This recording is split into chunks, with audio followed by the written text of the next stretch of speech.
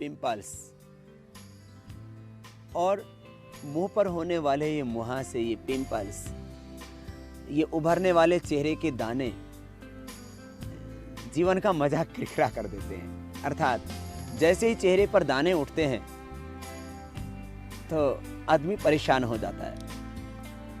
और 15 से 25 के बीच की जो उम्र होती है, जो युवा वर्ग है, उसकी तो ये बहुत बड़ी समस्या है। और किसी किसी को तो ये 25 वर्ष के बाद मैंने देखा है कि 40-45 साल तक ये क्रम चलता है। बार बार उस पर ध्यान जाना चाहिए। जहाँ भी एक जगह पिंपल होता है तो उसको आदमी उसको फोड़ देता है और उसका जो चारों ओर जो उसकी पस लगती है वो जो है और दूसरे पिंपल्स को पैदा कर देती है। तो आदमी ने सोचा था कि इसको मैं फोड़ दूंगा तो मैं ठीक सा दिखूंगा, लेकिन उस से एक और व्यवधान पैदा हो गया और 1 से 2 और 2 से 4 फिर ये क्रम इतना चलता है। किसी किसी का तो पूरा चेहरा मुहासों से, कील से और इन जो है पिंपल से ऐसा भर जाता है और उसमें बाद में दर्द होता है। और यहाँ तक दर्द होता है कि उसको उसके पस को कम करने के लिए और दर्द को कम करने के लिए स्टेरॉइड तक लेने पड़ते हैं, जो और ज्यादा खतरनाक हो जाता है। कोई कहता है इसके लिए होम्योपैथी करो, कोई कहता है आयुर्वेद का उपचार करो, कोई कहता है इसमें आप नीम को पियो, कोई कहता है त्रिफला पियो। आदमी परेशान रहता है और वो सारे प्रयोग अपने ऊपर आजमाता है।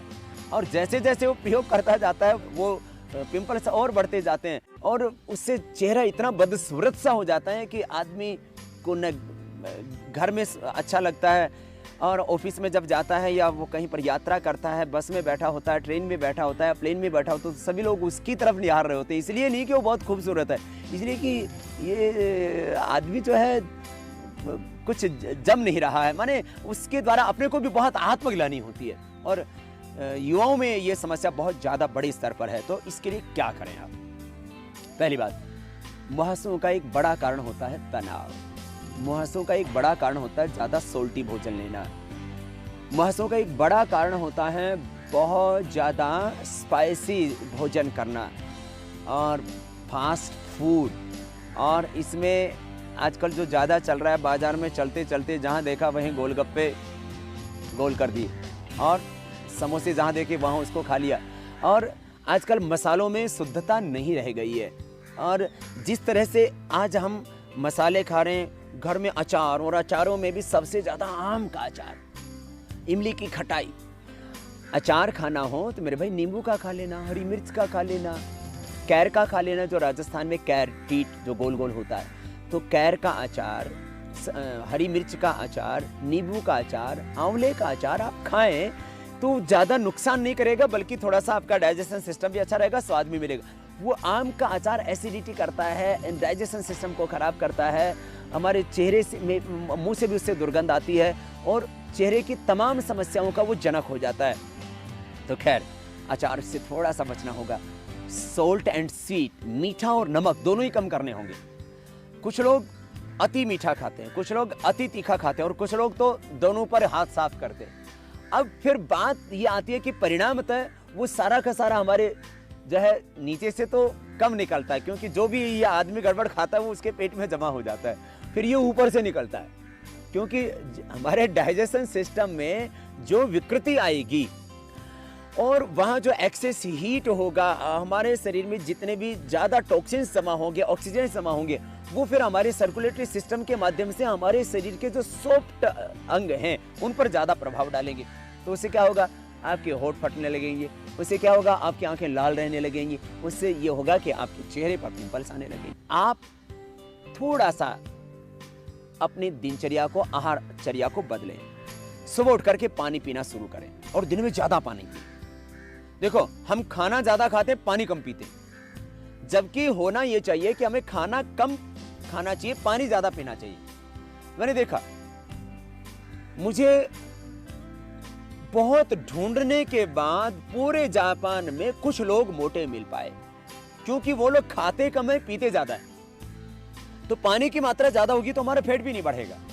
देखिए, आप जो है एक लगभग 25 मीटर की एक पूरी ट्यूब होती है जिसको हम पूरा डाइजेस्टिव सिस्टम बोलते हैं। अब आप उस ट्यूब में खाना डाल रहे हैं, डाले जा रहे हैं और पानी डालते ही नहीं, तो जाकर के फंसता है, पेट में फंसता है, उसके जाकर के आंतों में फंसता है, उसमें जाकर के फिर नीचे भी फंस जाता है और फिर आदमी परेशान रहता है। और वो जो उसमें फिर जो आपने खाया उसमें सॉल्ट ज़्यादा, उसमें सीट ज़्यादा है, उसमें मसाले ज़्यादा हैं और सारी गंदगी, वो साफ कैसे होगी? वो होगी साफ पानी से।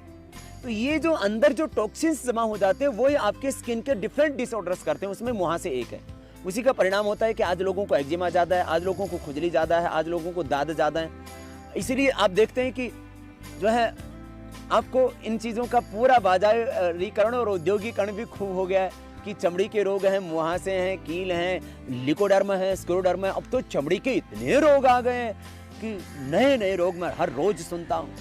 पहले चमड़ी के रोगों के नाम पर बस खाली यही सुना जाता था कि कोई थोड़ी फुंसी हो गई, लेकिन अब जो है पिंपल्स हो गए। लेकिन अब तो आप देखते हैं लिकोडर्मा बहुत तेजी से बढ़ रहा है, सोराइसिस बहुत ज़्यादा बढ़ रहा है, स्क्लेरोडर्मा एक बहुत खतरनाक रोग हो गया है और एक्जिमा भी बहुत तेज बढ़ रहा है और दाद और स्किन पर तरह तरह के धब्बे और जो है पूरी स्किन जो है खुरदरी सी, मतलब पूरा शरीर बेकार हो चुका है। इसका कारण है कि हम पानी कम पीते हैं, हमें पानी ज़्यादा पीना होगा। सुबह उठ करके 2 से 4 गिलास पानी रोज पिए, ये एक नियम बना लें।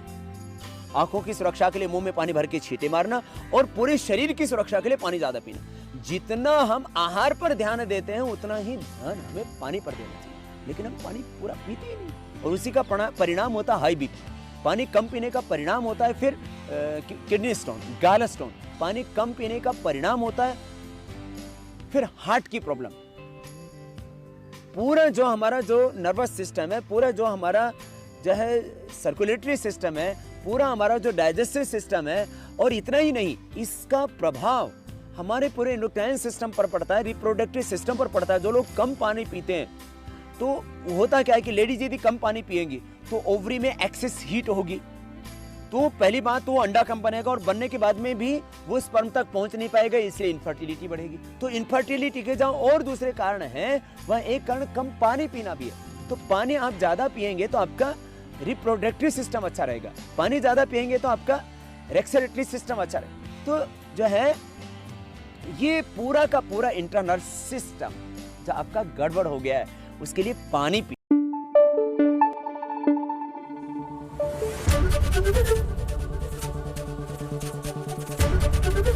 एबीपी न्यूज आपको रखे आगे।